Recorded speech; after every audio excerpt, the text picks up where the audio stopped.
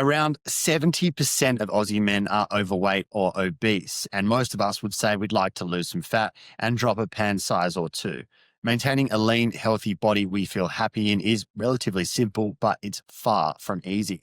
We generally know the importance of exercise and the basics of nutrition, but the way our emotions drive our eating habits is much less talked about. When life gets stressful, food becomes an easy form of comfort, a socially acceptable, readily available coping mechanism to distract ourselves from having to feel uncomfortable emotions. Whether we're sad, bored, tired, or frustrated, the promise of a quick dopamine hit from junk food can be too good to resist. And if we're in the habit of pairing it with alcohol, it creates the perfect storm for an expanding waistline. As life gets busier, it only gets harder. With work, bills, kids, and relationships to manage, looking after your body can quickly fold down the list of priorities. Left unchecked, it can lead to hardly recognizing yourself in the mirror. This is Zach's bread and butter. He's a personal trainer and fitness coach who's helped hundreds of men in their 30s, 40s, and 50s lose fat, gain muscle, and build a sustainable, healthy lifestyle without needing to live in the gym and sacrifice everything they enjoy. This is Zach Mason. Welcome to Young Blood, the volunteer video podcast dedicated to young men's mental health. I'm your host, Cal McPherson, and this is a platform for young men and their loved ones to share lived experience stories and show that no matter what you're going through, you're not alone. Suicide is the number one killer of young people, and changing that starts with speaking up. So let's do it. Zach, what did competing in bodybuilding teach you about your body? A lot. I would say the big thing it taught me is that it is possible to lose body fat no matter where you're starting from. Because if we simply don't consume enough calories, the body can't possibly gain more fat. And it's going to start tapping into the body fat, the energy that's already there. So that was a big thing to overcome, because up until that point, I believed that you had to have fast metabolism or some special genetic, or you had to be born a certain way that would allow your body to get to that level of leanness and muscularity. I didn't have the proof or the belief that I could look like the guys on the men's health covers ever, although it was just a dream. And then when it started happening, that's when I realized, like, okay, there's a process. It's not luck. It's not genetics. It's not some other bullshit magic. It's really all the work that I hadn't ever done, and then finally doing the work, and surprise, surprise, the results come. So that was a big thing. And second to that, I would say what really got me into the bodybuilding was not being happy with who I was and what I had achieved. And in my early 20s, seeing a lot of other people doing really well that were at a similar age and thinking like, fuck, I've got nothing. I'm growing up and I've got nothing to show for it all these years. And at the time, bodybuilding was, just training in the gym was my hobby. And I loved it because it was an escape from the stress and anxiety of the work that I was doing at the time, which I didn't love doing. And then as that kind of grew and that passion grew more, I just wanted to spend more and more time in the gym. And then, one thing leads to the other. And I kind of never wanted to do bodybuilding, but it became this big goal of like, and I didn't really speak this out loud at the time, but in my head it was, if I can really do this, like if I can get on stage, which really isn't a big deal in the grand scheme of things, getting on stage, ripped, covered in tan, in little underwear, flexing, like it doesn't really serve any purpose to anyone. But in my head it was, if I can really do this, and I didn't believe I could, but I knew if I could, something good had to come from that, because I'd never done such a thing before to that level. That's what kept driving me, and all the way through the process of doubting myself and wanting to quit, and looking in the mirror and being like, I'm never going to be ready, and like having bad dreams and nightmares of being on stage and having a gut and like just being humiliated, and all this shit just went on right up until, and then the feeling of coming off stage, it was like, holy shit, did that really just happen? Did I really just do this? I didn't die, nothing bad happened, and I felt really good. It was like probably the most rewarding feeling I've ever had in my life. And what that taught me is that up until that point, it was just my mind getting in the way. Like if I could just turn my mind off and just do the work, it could have all happened without the suffering, if that makes sense. So say they're the two biggest things. I could probably dig up a lot more than that, but I'd say they're the two big dominoes. Is the body is a result of what it does most of the time, and what the body does most of the time is a result of what the mind's doing most of the time on a very macro level. Well said. And meaningful to you because of what it represented about your capacity to be disciplined and see things through, and how that potentially was going to translate into the rest of your life, rather than just you got up on stage and you were shredded and you got a particular result on the day. Yeah, pretty much. It was, I didn't know where exactly I was heading in life at that time, but the idea was if I could do this, then I'd be bigger. I'd be able to set bigger goals and go for them. Because it's more of a case of like, I'm not going to set huge goals that I think are achievable because I haven't even achieved small ones yet. And this was such a big deal to me personally. And it was like, if I can really just get on stage, then surely beyond that, I can set even bigger goals and just keep going, like build that momentum and compound effect of doing good things for myself and seeing where that leads to next. So yeah, precisely what you said. And did that prove to play out like that?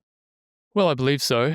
And obviously I'm biased because I can look at my life from the positive and cherry pick all those things. But there had been even bigger challenges beyond that. And I'd say even bigger wins. And I don't want to blow my own trumpet because I'm not, some billionaire. I'm not a gold medalist Olympian or, haven't won a Nobel Prize or anything like that. But I can say that the deep goals that I really wanted have come to fruition as of where we're at now. And there's things in motion that are coming to fruition. And there's a distinction there. I said deep goals because we have all these superficial goals, the surface goals, things we want to see out here and things we can touch and feel and talk about and point to. That's typically where self-development puts all the emphasis on, is all this tangible stuff. But there's the inner side that's underneath that's typically hidden somewhere else and we don't really look at it. And that's the truth of what we want is from what that'll give us, if that makes sense. It's like the analogy of like, young dude makes a lot of money. He wants a Lamborghini. Why does he want a Lamborghini? Because it's cool. Okay, why is it cool? Because people who have Lamborghinis are successful and better than others. Okay, why does that matter? Because he wants to be significant. Why does he want to be significant? Because up until that point, he's never felt significant enough. So what he's really looking for isn't a Lamborghini. He's looking for significance. So my point is, when I say deeper goals, it's getting in touch with what's kind of hidden and locked away that I wasn't looking at. And if I look at that now, I'm like, oh shit, I'm actually, the things that I really wanted are coming to fruition without the Lamborghinis, without the, crazy stuff that I thought I really wanted. I'm actually getting in small doses over time what I truly wanted, which is the deeper goal, if that makes sense. How did changing your physique and achieving your goals in that regard manifest in internal changes within yourself? Was that something that was seemingly like a direct response, or is that really like that's developed over achieving this and then maintaining it for a long period of time? Now you're the kind of person that you always wanted to be. There's things that I would have learnt or did learn on the go. Like you just pick things up and you're like, okay, well that doesn't work. This works. Keep doing that. So there's a practical side of things where you just like learning on the job. You go, okay, well that failed. This wins. Pivot, pivot, pivot. But the more you stay in the game, how you play changes, and then eventually the game just becomes second nature, right? It's like, I like the analogy of like learning how to drive a car. It's so overwhelming and difficult when you first, and I'm talking about stick shift, like manual with a clutch, learning how to drive a real car. It's so overwhelming the first couple of times that it feels like it's never going to happen. But then you make these mistakes and the brain picks it up, and then what required so much attention now becomes second nature. So yes, to your point, you lose fat, you learn things, you stop doing what doesn't work. And how you learn those things, or how I learned those things, wasn't always obvious. Sometimes it took 3 months of thinking I'm winning to then realizing crap, that didn't work at all. So it's more of a hindsight thing. Other things you learn in the moment, and other things you learn just by thinking about them and debating them with people, because everyone thinks they know better and will always tell you, will try to convince you that you should believe them over your hard proof and evidence of what you've done. So there's multiple ways to learn, but long term, getting lean is one thing, staying lean is another.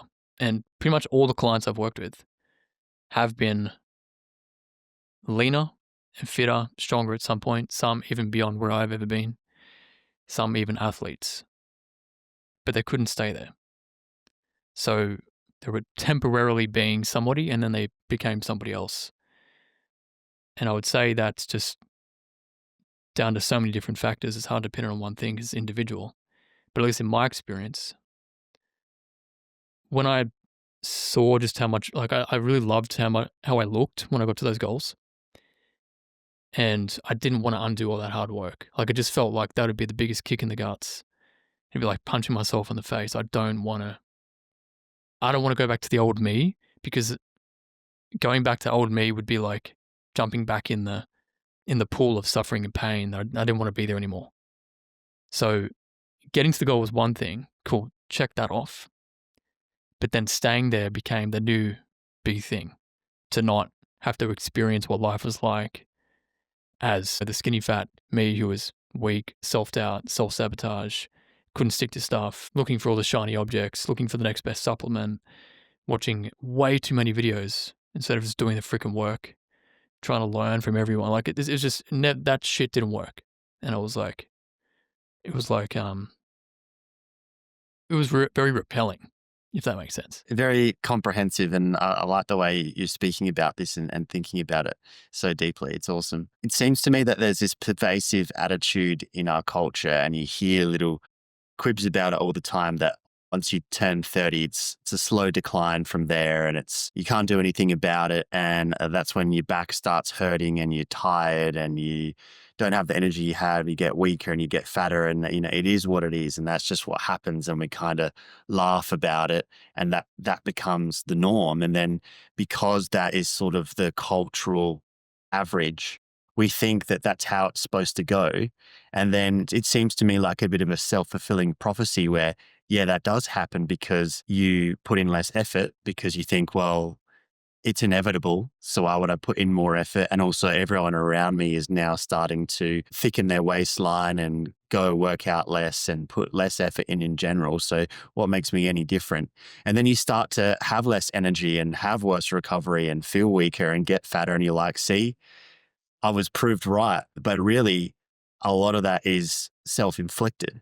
Indirectly self-inflicted, I would say, because I haven't met anyone who's deliberately wakes up every day and says, all right, how do I gain weight? How do I fuck my back? How do I pull a hammy, do my neck in? That shit just happens. But I think, like you said, because it is normalized, then it's accepted. And that's the issue, is once we start accepting this is just the way things are, we stop asking questions. So if we were more curious and just ask questions like, does the body really fall off a cliff at 30? Like, how can I prove this? Where's the evidence? Just because everyone's saying that, does it actually true for me? How can I not make that the case? What can I do differently? What am I doing that's causing me this pain, these problems? And there's always a reason. There's always a reason.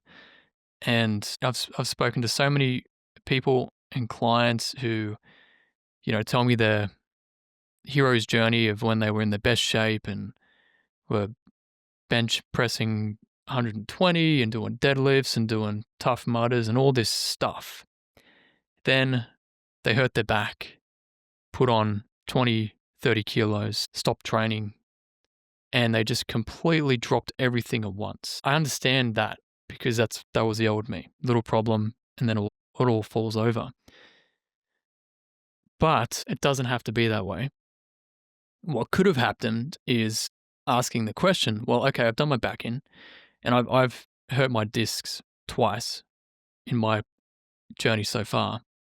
And every time I've had these injuries, I've gone, all right, so L5 isn't good. Sleeping sucks. Sitting sucks. Can't even bend over and get something out of the fridge. Going to the toilet hurts. Showering hurts. Can't squat. Can't deadlift. Can't bench press with dumbbells. A lot of exercises I couldn't do. But I just still went to the gym anyway, and I just tested everything out. And there was still a bunch of stuff I could do without any pain or very little pain, without making it any worse. So instead of just dropping everything and saying, I'm fucked for 6 months and do nothing, I just said, what can I do? And I just did what I could do. And then with nutrition, I'm like, well, I already know if I start eating like a dickhead, I'm going to gain all that fat back. So where does it say, where's the fucking rule book that says because I have an L5 disc injury, I have to get fat? Where is it? I haven't seen it. It only exists in my mind if I fucking write it. So I'm getting animated because I hear this shit all the time, and it pisses me off that fully grown men looking into this deeper and aren't taking responsibility and asking these questions because, and it's not their fault, they weren't taught to, but someone's got to say it, right? And sometimes when you speak up and get angry, people listen. You know, the squeaky wheel gets the oil. So my point is, just by asking questions and being curious, we can find out stuff. And it turns out that even with disc injuries, you can still train and gain muscle in other body parts and not lose all the muscle you had. And you don't have to gain fat. You can still eat well, and you can still do your best to sleep well. And I'm getting to the point where I feel like I'm going on a tangent. Just to extend on the point that you're bringing up here, though, Yeah. that blokes also take on that identity. So you get an injury or whatever it is, that becomes the excuse. And then you choose unknowingly, but you choose to be, I'm the guy with the fucked back, and therefore I can't go work out. And actually that's worse for your recovery. And then now you're this guy who's sort of like a victim to circumstance, rather than, like you said, choosing to adapt and like, what can I do versus what can't I do? Yeah, exactly right. And I do want to point out that I'm not trying to blame people. I'm trying to shine the torch on taking ownership and responsibility for your situation. Like, a lot of us are dealt shit cards. I've been dealt a lot of shit cards, but it doesn't have to form part of your storybook that you walk around every day and show everyone like, hey, look at all this bad shit that happened to me. Like, no one gives a shit. Everyone's got their bad shit going on. And you don't hear about it from everyone because they're taking ownership of it. But if you're always hearing about bad shit from people, it's because they're not taking ownership of their problems. So my point is that becomes part of your identity, and then you become, like you said, a victim mentality, and that becomes part of who you are, where it's always, can't do this because of that. This shouldn't have happened. It's his fault. It's their fault. They said I can't. He should, it's just, you're sitting here in pain all the time, not just physical, but psychological pain. So that requires some self-awareness. It all starts with self-awareness. Like, are you aware of your thoughts? Are you aware of how you're feeling and what's triggering those feelings that's stopping you to do something good for yourself? And it's okay to feel sad. I'm not saying don't have emotions. Like, that's probably one of the biggest, I'd say things are evolving more these days, but at least in my generation, it was like, kids aren't allowed to be angry. Kids aren't allowed to be upset. Got to respect your elders. Got to be this way. So it was like, we were taught that it was bad to feel emotions and get angry and be upset. And I don't believe that is the right way to go about things anymore. If anything, it's okay to be upset. So, like, if you hurt yourself and you feel sad, be sad about it. But it doesn't mean go order a McFamily meal and just quit. Like, you can still be sad and do something good for yourself. Like, it doesn't mean, it's like if you have a breakup, you don't just say, that's it, no more women till I die. Like, you feel the pain, it sucks, and then eventually the body clears out the emotions and you go, okay, well, what can I do? Can I, meet up with some people, get out, what am I going to do next? And it's really the same approach. Being in touch with the emotional side of it for a start, I think perhaps we don't automatically associate our eating in particular, but also our drinking, our sleep behavior with our emotional world and what's going on internally, and just becoming aware of that. And then actually being able to see how your behavior is a result of how you're feeling, that potentially is going to make a really big difference. Because you'd have a better idea than me, but it would seem that a lot of people, it's just unconscious. I'm vaguely hungry, or I'm bored, or like had a hard day at work. I just don't want to think about anything. And part of that routine, a big part of that coping mechanism is reaching for a bag of chips and a drink. Yeah. It's just conditioned behavior. That's what it is. And food, it gives us that dopamine hit. If I had $1 every time someone said to me, "Oh, I love food," it's like, bro, we are designed to love food. Because if we didn't, we would all die. Because we would say, "No, I don't feel like eating," and we would just shrink away and die. So like, anyone who says, "Oh, I just love eating," I'm like, and so does the other 8 billion people on the planet, because their brain was designed with that feature, right? However, it can get deeper than that. And when food becomes an emotional flight or escape, then that's a bad habit, right? But it can be broken, because all habits can be broken. But it's not going to be broken unless there's self-awareness. So there's stress eating, there's boredom eating, there's binge eating, there's emotional eating, then there's a social influence, and just habitual environmental factors, cultural things. And I'm not saying any of these are wrong, but if getting into good shape and feeling good is a goal and an intention, and stress eating, boredom eating is in the way, that's in the way. That's the obstacle that needs to be worked on and over time shifted so that your habits are now helping you. Ultimately, whatever's driving those behaviors is going to be a deeply rooted psychological thing, because if someone is stress eating, then what that means is, I don't want to deal with the stress, so I'm going to eat. Or I don't want to deal with the boredom, so I'm going to eat. I don't want to look like the odd person out, so I'm going to eat. I'm too scared to say no, so I'm going to eat. So it's always comes back to that first point of asking why. Okay, I feel stressed, want to eat. Cool, just stop for a minute, hit pause. Why am I feeling stressed? Because this happened. And what about this is making me feel stressed?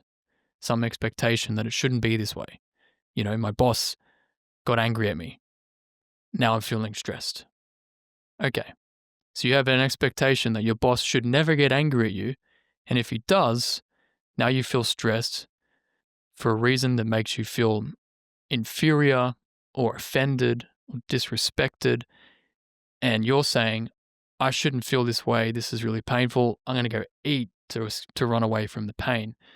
But the only way you're going to break that chain is if you develop the skill and ability, because that's all it is, of consciously sitting with that pain and feeling it for really what it is and being okay with feeling it. Like, really stressful situation, I can run along and eat donuts, or I can sit here and just really feel this until it starts to calm down. And the first time you do it, it might feel impossible, but then you do it again and again and again, and it gets to a point you're like, it's the stress program playing again. It's back.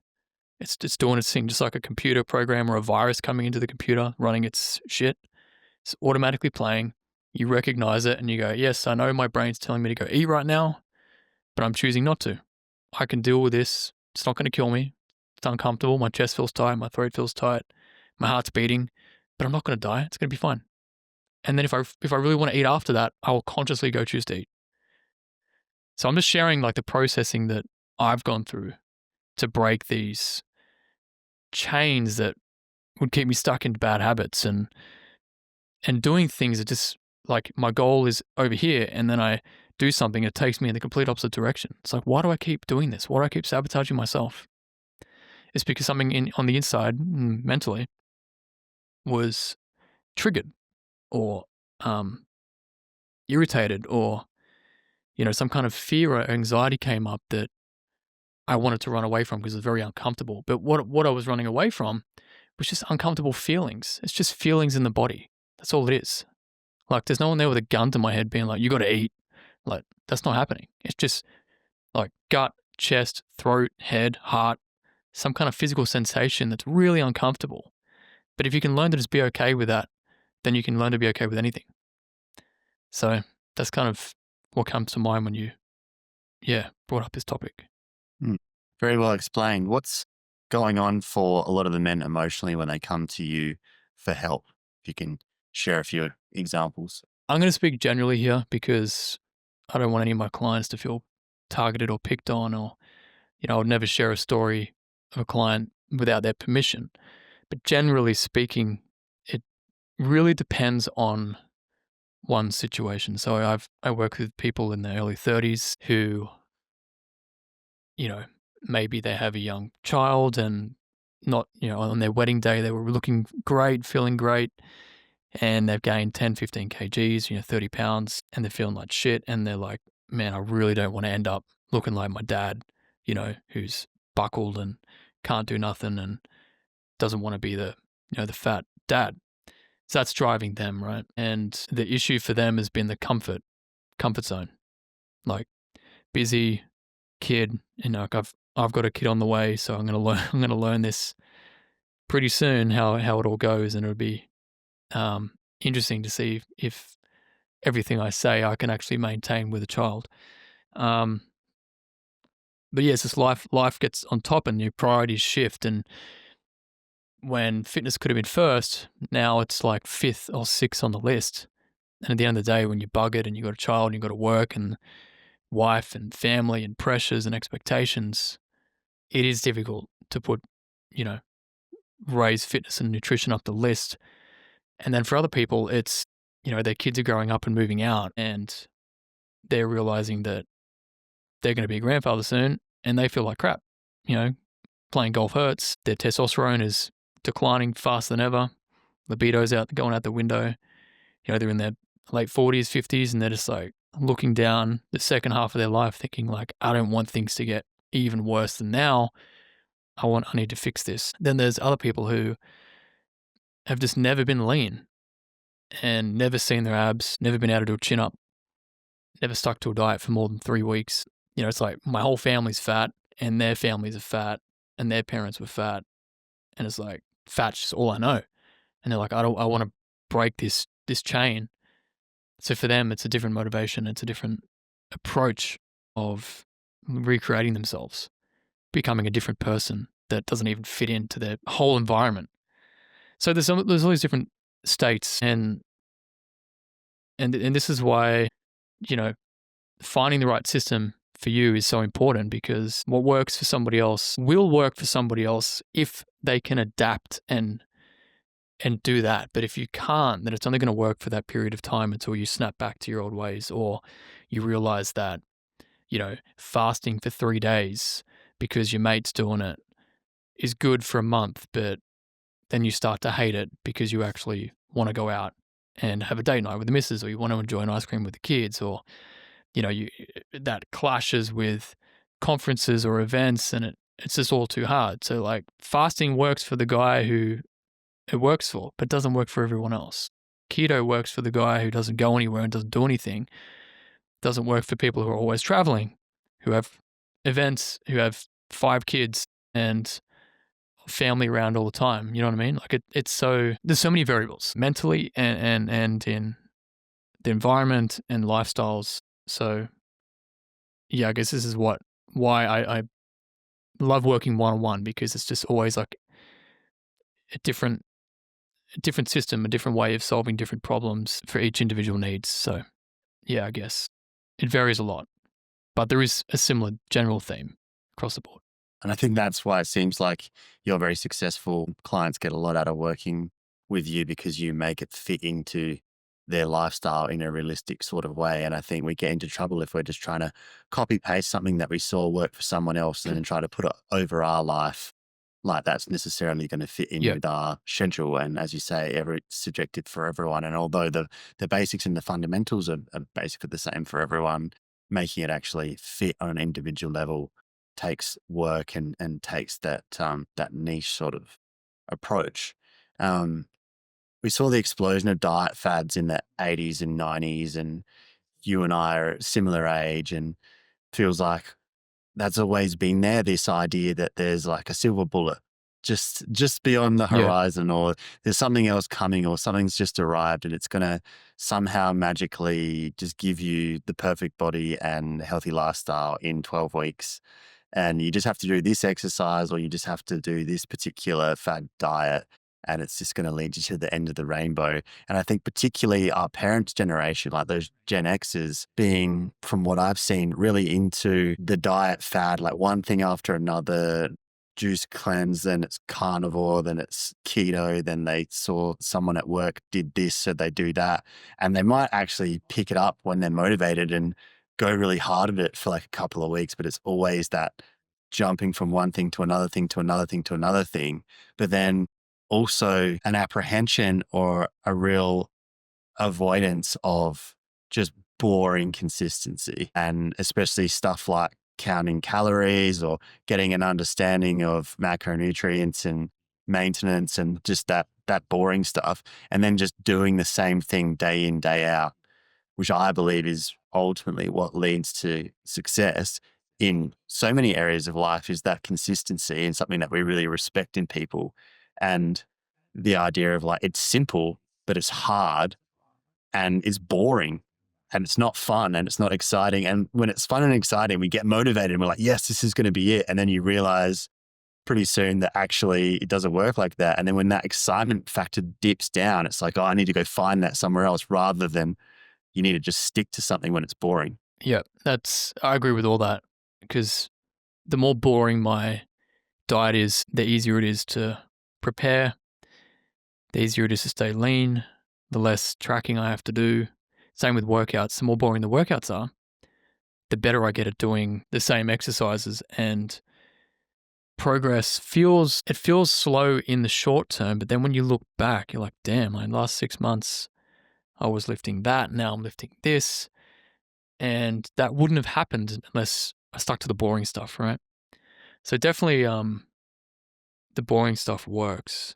But as you were talking, it reminded me of, are you familiar with like the Dunning-Kruger chart with like Mount Stupid, Valley of Despair, Yep. and then the journey from there. So when I first saw that, it was like awesome, but then at the same time, I felt so triggered, because I was like, my whole life has been lived climbing this Mount Stupid, falling to the Valley of Despair, climbing another Mount Stupid, falling to the Valley of Despair, climbing another Mount Stupid. And this is what happens. And we've talked about the emotional side of it, and I love all that stuff, but there's also the informational, educational side of it, which is that if you are unaware that there is a better way, then you're just going to do the way that you know, even if it's wrong or even if it's not optimal. So the fad diet thing, that's information, and it's widely accepted and adopted. And if you don't have better information, that looks like the best information. So you run with that, and it gets you so far, typically Mount Stupid. And then you end up in the pits, and you go, okay, well, wasn't that? Wait for the next thing, do that, keto, carnivore, this one, that one, shake diets, the man shake. And there's so much, it's not even worth naming it all. So the best place to be is in that valley, realizing that it works, but it takes a different kind of work over a longer period of time. And it's probably not going to be the way that you want it to be to get there. But if you can just be patient, trust the process, and do the work, it's going to happen. Like you can't teleport there. Like no one does.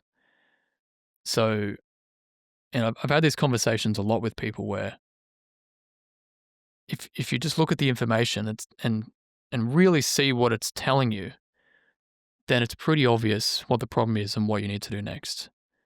But people don't either have the information or they don't want to look at it or they don't want to get it.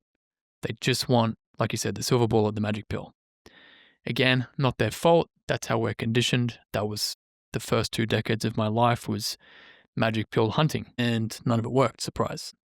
But I don't want to shame anyone for doing those things because everything you do gets you closer to the right thing, even if it's the wrong thing. Even if you do 50 diets and they all didn't work, you're closer to the one that will work. If you do 50 bad workouts, it's going to be better than doing none. So you're better to do an average or below workout for a whole year than do the best ever workout for a month and stop.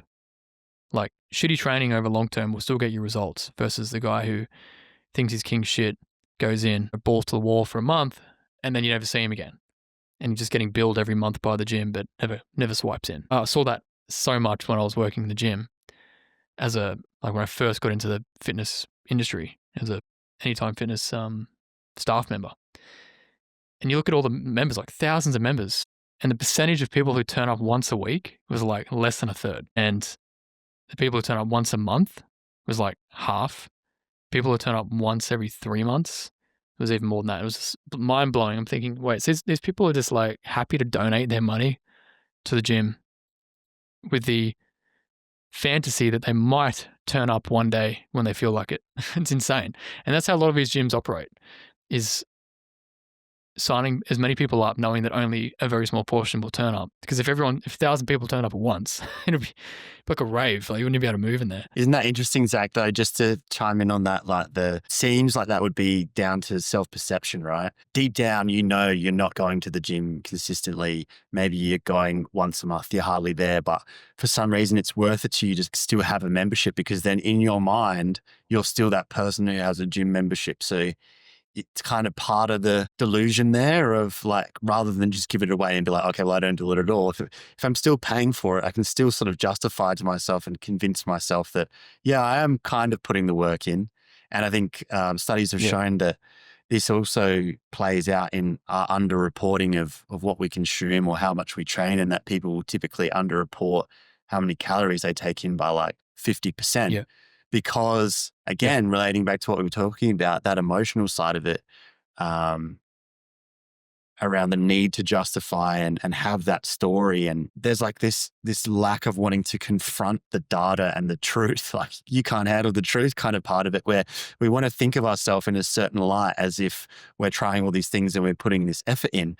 And the real reality is that we're actually not, unless you're a crazy genetic anomaly outlier, which is pretty unlikely. The reality is you're not actually doing what needs to be done, but we really don't want to face that truth a lot of the time. We'd rather just sort of lie to ourselves and feel like, oh, well, it's not happening for me just because things just don't really work for me. That's just sort of how it is for me, rather than, well, if you looked at the numbers, if you tracked your food, if you tracked your workouts, you'd see that the proof's in the pudding, but we don't want to look at it.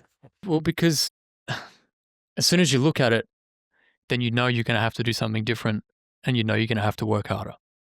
And I used to have this trap too. I didn't want to know that I couldn't, do something, or that what I was doing was wrong. I was preferred to be ignorant, because ignorance is bliss.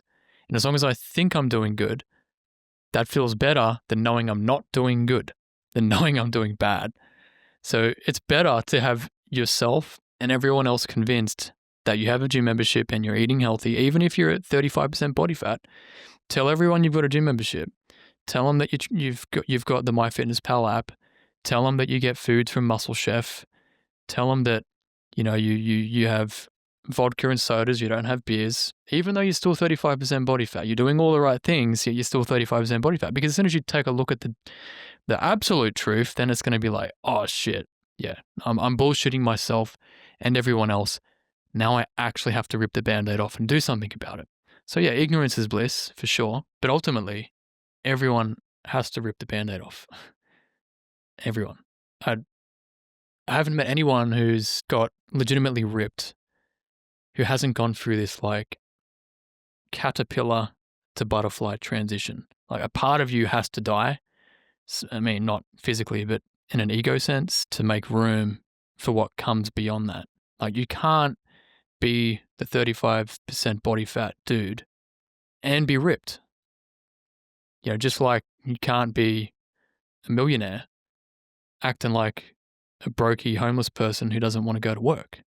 Like, if you just look at the facts, everything's pretty obvious. And that's why it sort of comes back to information. It's the information that educates you on what actually works. But if you don't want to look at the information, you're not going to be educated, which means you're going to be uneducated, which means you're going to be playing the game of Mount Stupid climbing, you know, up and down, up and down, up and down, never realizing that you've always been in the valley of despair. You just didn't want to take the long road to the top, which is the right road, which would have developed the skills, the insight, the education, the information, the grit, the patience, everything to become this person who can just do these things without thinking, without blinking. And that's just kind of how I look at it from a high level view. And the harsh reality that there is no shortcuts. And that's actually why, although few of us achieve it and the average is people being overweight and unhealthy, it's put on a pedestal and looked up to, and why we do and always have admired physical fitness is because of what it represents. And what it represents is that consistency and the fact there are no shortcuts, yet we've been so sidetracked and obsessed with the magic pill hunting, as you said, rather than looking at the truth and the facts and getting the data and doing what needs to be done. Because reality is it's fucking hard, and doing hard things over not just 3 months or a year or 5 years, but decades is a difficult thing to do. And a lot of people don't want to see it that way. But then you can also reframe it and say, you know, learn to, once you're starting to put these things in place and seeing the progress and you're being empowered by knowledge and not feeling like you're just at the whim of fate and it doesn't matter what you do, your body's going to respond however it likes, but understanding that there's cause and effect and the daily behaviors that you're taking are resulting in the results that you're getting. That's empowering. And eating whole foods and feeling good and sleeping for 7 to 9 hours a night and limiting your alcohol and training 4 times a week and being able to go out and do what you want to do physically feels good, then yeah, if you look at it objectively, it's hard and it's a lot of work, but it's so much easier than not doing that, like, and just feeling shit and being used to just not feeling good. Like, that's actually ultimately so much more difficult. Eventually you get to a point where you feel so much better than you remember how bad you used to feel. And you're like, damn, like, how the hell did I live like that? Eating like shit, drinking too much alcohol, being on my phone watching TV till midnight, 1 o'clock, always being tired, always waking up feeling like shit. It's like, I just don't even want to do that anymore.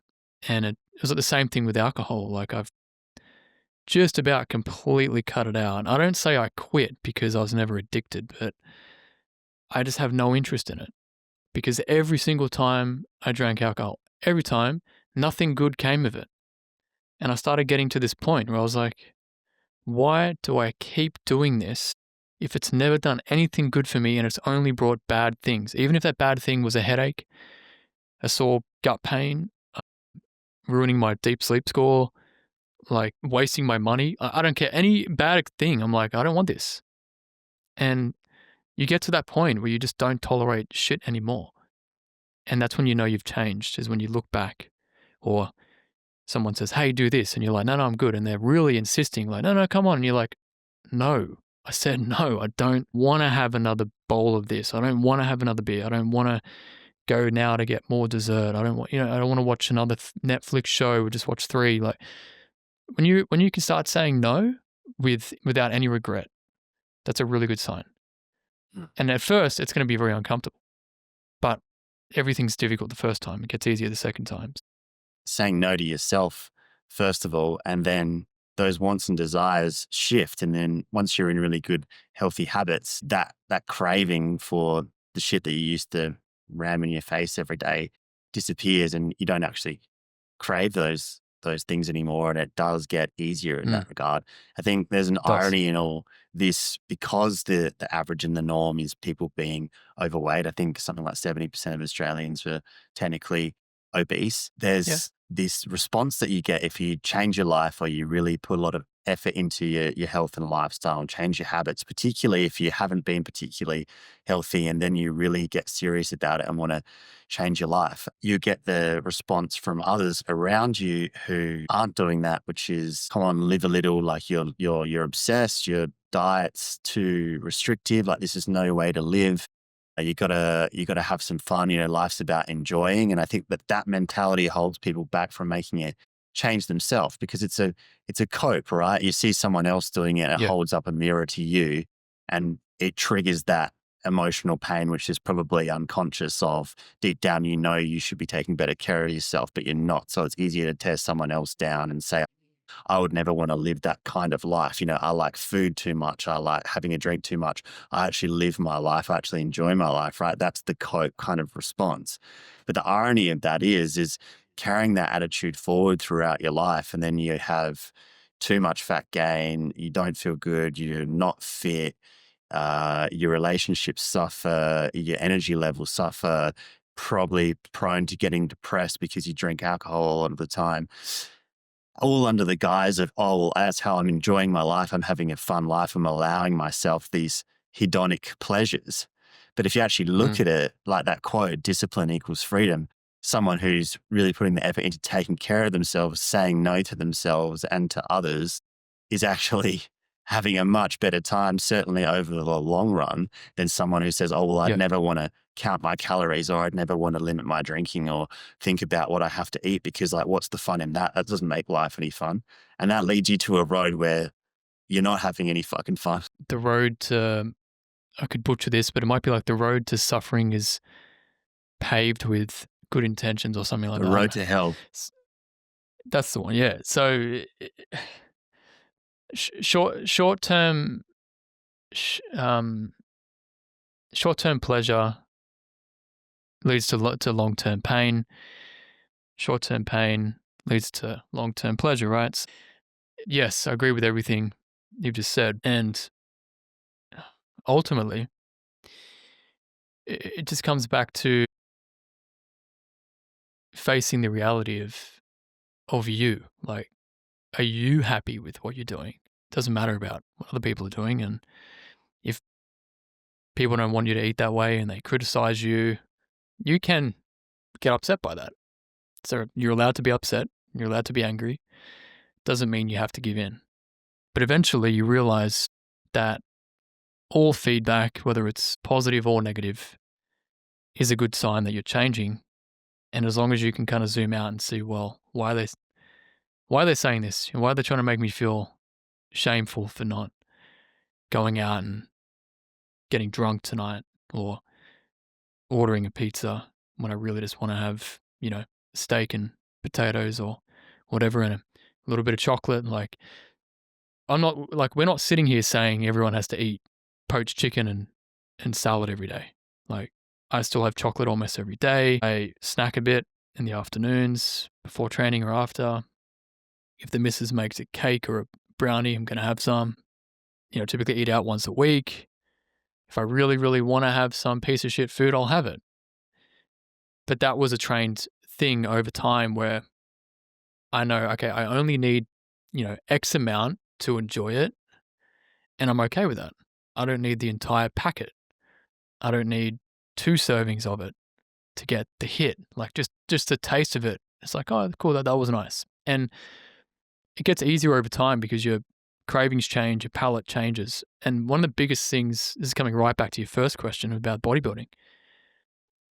So the last show I did in the Philippines, we came on stage, and it was a weird show. They were delaying the show like really long for some reason. And we were all backstage, tanned up for hours. We're all starving. Like, we just want to get out there, do our routine, and get over with it so we can go eat. So it was like 4 or 5 hours. Some of us had to wait backstage, like in the near dark, just sipping water, waiting. Finally, it's over. And then we come backstage and everyone has, all their shitty food, chocolate, candy, whatever, chips. And, we're having some, we're enjoying it. But a lot of us were like, oh man, like, I really just want a big bowl of oats. I just want a big bowl of rice. Like, this is all cool, the chocolate candy stuff, but we were craving just real food. And it was really interesting to me how much Like I thought after the competition, it was all going to be about binging hard on shit food. And there was a little bit of that. Did have a lot of chocolate, a lot of chips and ice cream. But what I really wanted was just a big plate of wholesome gourmet food, like potatoes with butter, fatty steak, heaps of salt. Like I just wanted that. It was in a way, it was like a relief. I'm like, oh, so I know I'm not going to revert back to that junk food guy who would just eat shit every day because I genuinely don't want it anymore. So my point is, it's really hard at first, but if you just like stop thinking in like 6 weeks, 8 weeks, 12 weeks, like that's all bullshit. Just think, where would I really love to be in a year from now? Because a year, at least 6 months to a year, is long enough to go through these cycles of change, like physical changes and mental changes. And you have these intervals where you look back, you're like, you've dropped 10 kilos, you look back, oh yeah, wow, I've actually changed a fair bit. Okay, let's drop another 5, get to that point. You're like, wow, now I'm really seeing detail. I'm seeing arms, chest, obliques, haven't seen these for a while. And I can easily say no to alcohol. I can just enjoy it. And if I want some, I'll have 1 or 2. Whereas the old you would have a 6-pack without blinking. It's incremental, but you have to that space and that time to change. Like it really takes months. None of this happens in weeks. So I think that's a really big thing, is just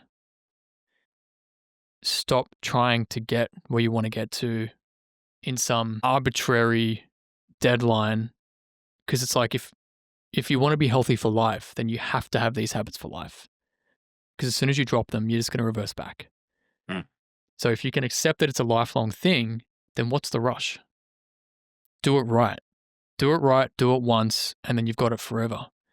And you see this in everything. Like you see it in relationships where people go for the wrong partners because they're looking for a quick, to quickly fill the void of being loved or appreciated, or I don't know what it is, intimacy. Or in business where people are chasing, the next AI thing, and then that's out of fashion, and then they're chasing this type of funnel, and that's out of fashion, or they're buying this crypto or that one, and it's like, if you just took a longer trajectory, you didn't have to make 1,000 moves. You just make one move, chill for a minute, see what's going on in the game, see where what all the players are doing, and then when you've got all the information, you make your next move.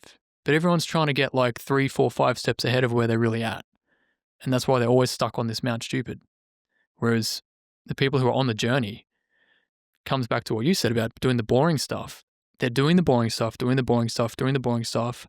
And then it goes, bing. Oh, okay. I didn't realize this before. If I change this and I do that, it will actually speed up my result a little bit. But everyone wants the shortcut up front.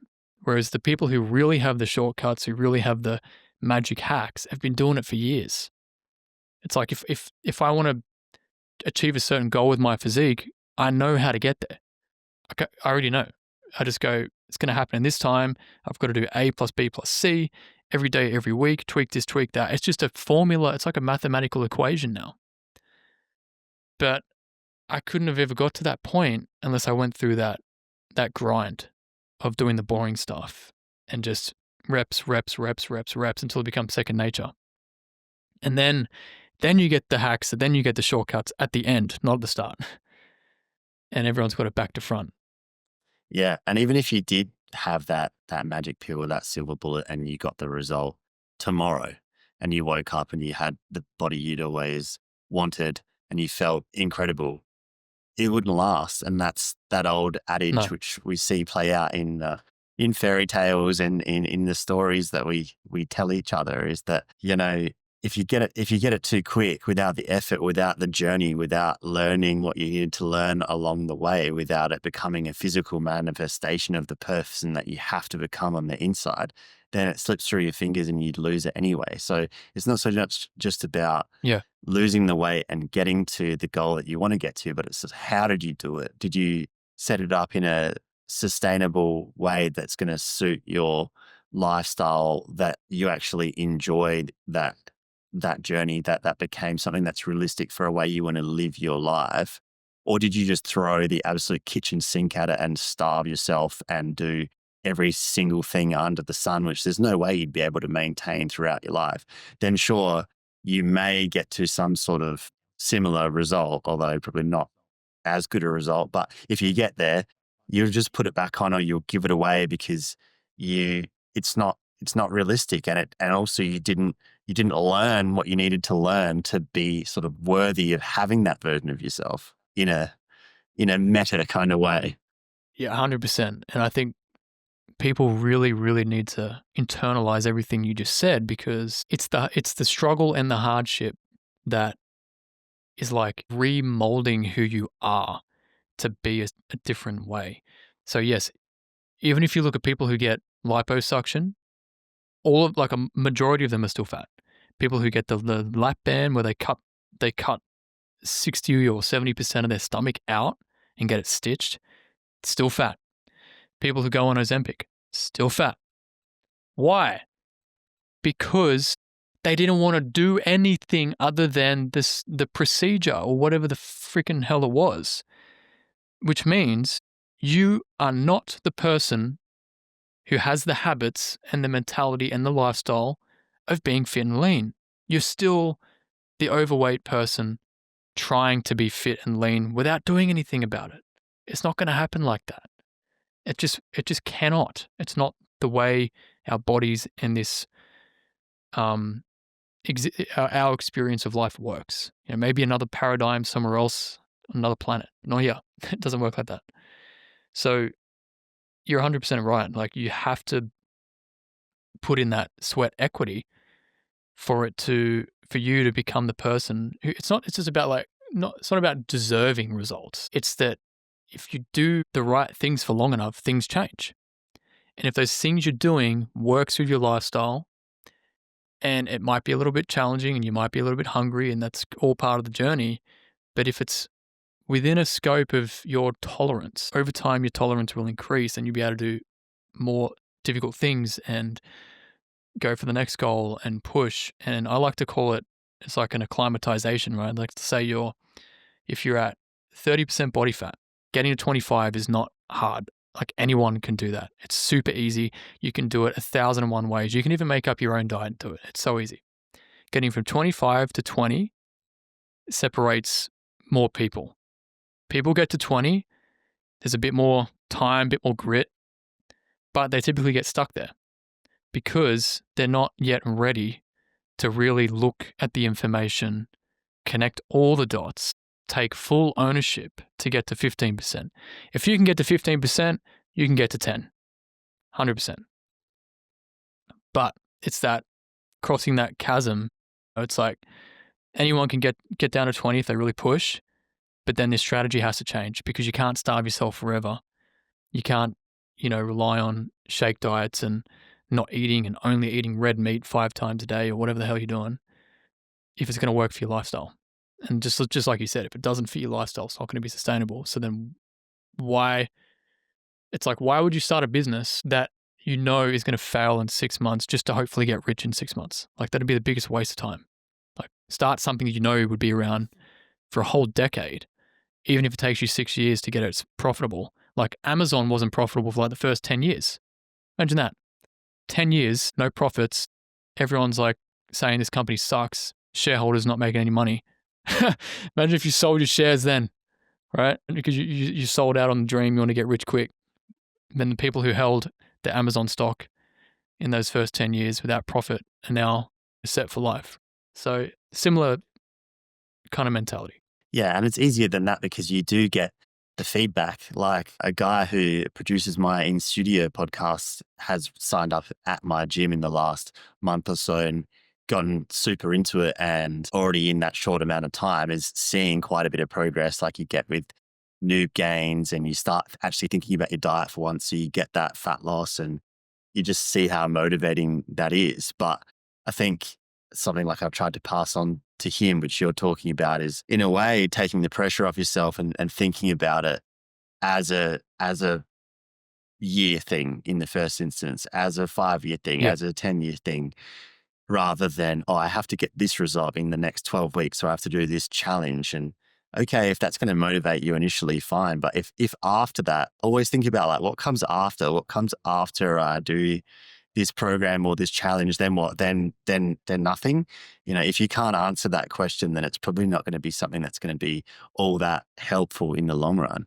And then the attitude of, oh, well, I don't want to put years into this before I see results. Like I'm not going to go to the gym 4 days a week and eat right for years before it even looks like I do it. Like, why would I put that effort in? And I think it's like, well, time's going to pass. Time's going to pass anyway. Yeah, exactly. So like you're Yeah. saying, like, what are you rushing towards? You might as well start and stick with it and have it take as long as it has to take, because time's going to pass, and over a 80, 90, 100 year life, if we're lucky enough to have one, 5 years of you getting your shit together and having those habits and actually sorting that out, the payoff's pretty big with that compounding interest. Yeah. I love that. I've had that thought so many times. It's like time's going to pass anyway.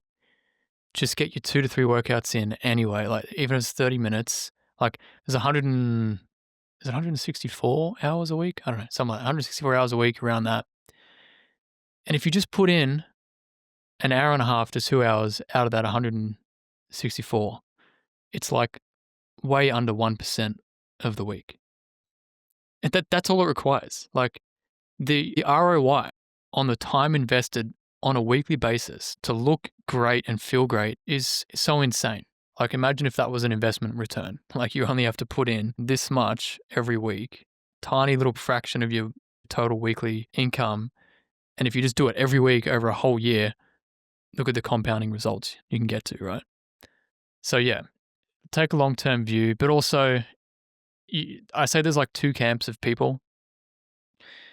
There's people that who aren't yet at a place like, that 20% mark where they need the detail and they need the nitty-gritty stuff, and they want that fun and excitement. Otherwise, they won't do it.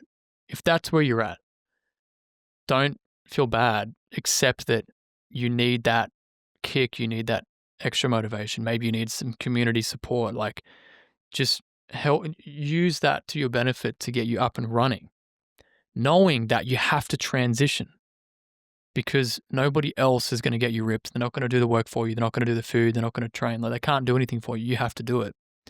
So if you are going to start on that journey, doing some challenge or a 12-week or you see these people on Instagram, they're like, oh, sign up to my 6-week challenge, is $10,000 prize, It's like, yeah, cool, bro, but then what? Like, they're just going to come back next year and hope to win it again, but they're going to get fat, so they look worse, so that they try to look better in that 6-week mark. It just becomes this self-fulfilling, like it's stupid. So if you are going to do that, do it knowing that this is just the training wheels. Treat it as training wheels, learn as much as you can, and then once it's done, take it to the next level. And then it's like that's the shortcut, is like getting started now, taking heaps of action, and then keep it going. But what usually happens is people get all G'd up and they're like, oh, next Monday, it's the 6-week challenge. I want to win the 10K. I think I can do it. And they get everyone all fucking G'd up about it. And they eat like an idiot all the way up till the Sunday night. And then here comes Monday. Boom. Breakfast is like 2 poached eggs and quarter of an avocado. And then, but up and before that, it was like a whole bowl of shit and cereal and like oats covered in honey and like cacao nibs and chocolate and like all this stuff. And then a Frappuccino mocha latte with the whipped cream. And then it's like second coffee at 11 and then nibbles in the office. And then it's like, how is that ever going to work? Right. So yeah, my point is, if you have to use that stuff to get momentum, just to get the car going in the right direction, do it. If you're someone who's a bit more patient and you don't need group motivation, you don't need false deadlines, you don't need prizes or rewards, start with where you're at now and take like a step-by-step approach where it's like, all right, everyone has to eat. Everyone eats every day. Some people eat twice, 3 times, 4 times. So if you don't want to eat less, then what goes on the plate has to change. So change one meal. Fix your breakfast or fix your lunch, fix your dinner. Just fix one meal, make that consistent every week. Then next week, do the next thing. And if it's like training, if you're not training at all, prove that you can train once a week, every week. Then go to 2, then go to 3. But don't go from 0 to 5. You're just going to burn out, might get hurt, you might get sick because your body is so burnt out from training so hard. And if you train too hard, it's going to jack up your appetite, makes dieting even harder. So there's all these trade-offs you need to consider, but focus on the data. So if you already have half an idea, go deeper into the data. What am I not looking at? What am I not tracking? What am I avoiding? I don't like tracking calories. I don't care, mate. I don't like doing a lot of things, but I do it because it gets a result.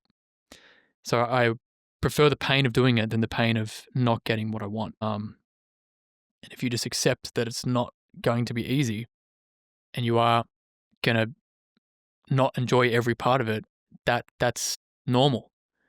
Don't feel bad about that.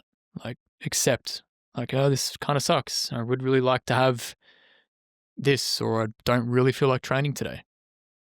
So what? Just do it anyway. I mean, I don't look forward to train anymore. I've got a gym here behind me at home, and I've never been so less motivated ever to train. Like, I really have none. But I just do it because I'm like, well, I really love looking and feeling like this, then not. So the pleasure and the benefits of feeling good far outweighs the pain of doing a 45-minute workout. Yeah. Such a tiny slither of time. And that's so good if you remove that emotional part of it, of how you feel, or I have to feel a certain way in order to do what I need to do.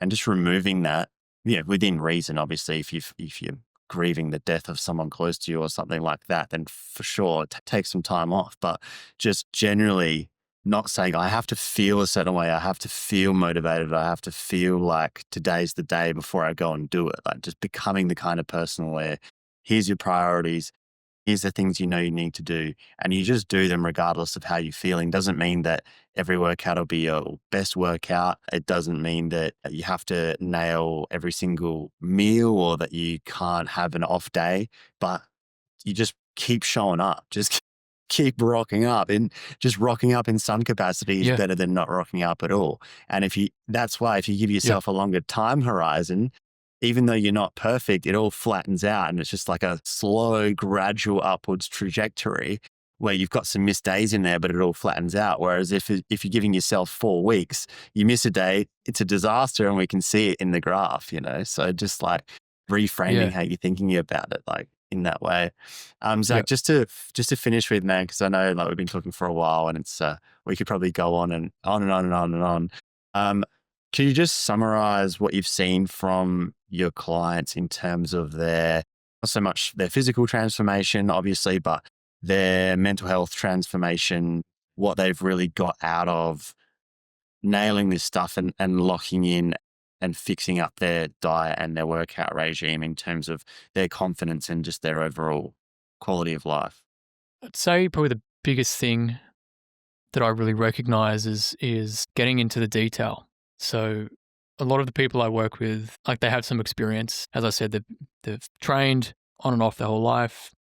Maybe they've been lean before. Maybe they've done athletic stuff, marathons. But they've never really got into the detail. And when they do that, you can just see the light bulbs turning on, and they get it, and it's very empowering, because they're like, oh wow, yeah, I can see why this never worked before, and I can see why the diet I did last time, or the coach I had, or the trainer I had couldn't help me, because he wasn't doing this and this and this, and I didn't know about this part of my diet, and I wasn't tracking my protein, and I wasn't thinking about nutrition this way, and I wasn't training with the intention of constant progress. I was just doing what everyone, it's the doing part leads to that mental transformation of like, I can do this and I can actually maintain it. It's doable. So it goes from this mindset of like, oh, I don't know, like, will this work for me? Is this going to be another, failure, to, yeah, this totally works. I can do this. Like, I wish I learned this 20 years ago. Like, it's so simple. So that would be probably the biggest shift that I really love to see, because then I know once that's happened, it's like I'm passing the baton and they can run with it, But if that shift doesn't happen, it's very hard to make an everlasting change. Zach, you've got an awesome YouTube channel. I have binged a lot of your videos, and there's some really great technical information on there. Where can people find your channel if they want to look more into the nitty gritty of some of the stuff that we've mentioned today and get in touch with you? Yeah, just go to YouTube, search up Zach Mason. It's like my picture's a little blue background with me on a beach in case you see a bunch of other Zach Masons on there. And yeah, check it out. If you like the content, then there's always links to learn more and get my blueprint. Or if you want to work with me directly, there's ways to go about that as well. So YouTube would be the best. Cool. Well, I love your work, Zach. I love the way you make it so accessible and logical with no bullshit and no frills and just telling people like it is, but also treating them with compassion and like individuals that they are. I think that's the way to go forward. With knowledge and with that right attitude, but also being adaptable and malleable. And you're really good to talk to. I really like the way you speak about these concepts, and it's very insightful. So thank you so much for your time. Awesome. Yeah, thanks, mate. It's been great. That's it for this episode. If you like what we're all about, support us by following Young Blood Men's Mental Health on Instagram and Young Blood Mental Health on TikTok. Every podcast episode is recorded in professional quality video, and they're all up on our Young Blood Men's Mental Health YouTube channel. So please show some love and subscribe. You can find everything there is to know about the podcast at youngbloodmensmentalhealth.com. And most importantly, please share these stories with anyone in your life who needs to know they're not alone. We're all in this together. Catch you next time.